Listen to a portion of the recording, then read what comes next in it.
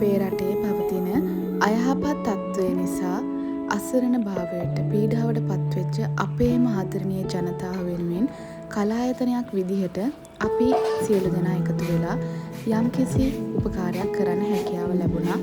ඉතින් අපේ කලායතනයේ නැටුම් පන්තියේ අපේ දරුවෝ ටිකත් අපේ ෆිට්නස් ක්ලාස් එකේ අපේ සහෝදර සහෝදරියෝ ටිකත් සියලු දෙනාගේම ධනය ශ්‍රමය වැය කරලා මේ විදියට අපිට මේ වැඩේ කරගන්න සාර්ථකව කරගන්න හැකියාව ලැබුණා.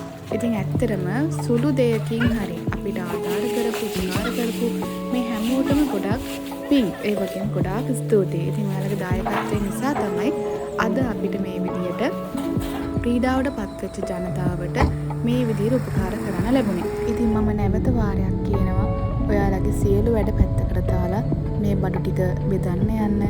ඒ දේවල් ටික අපිට ප්‍රවාහනය කරන්න සහයෝගය දැක්වපු මේ හැමෝටම ඒ වගේම හැම දෙයක්ම අපිට ලබා දීපු ඔයාලා හැමෝටම නැවත වාරයක් ගොඩාක් ස්තුතියි. ඉතින් ඔයාලගේ මේ දායකත්වය නිසා තමයි අපිට මේ දේ සාර්ථකව කරගන්න පුළුවන් වුණේ. ඉතින් සියලු දෙනාටම දීර්ඝායුෂ සහ නිරෝගී සුවය ප්‍රාර්ථනා කරන ගමන් නැවත වාරයක් මම ඔයාලා සියලු දෙනාටම ස්තුති කරනවා.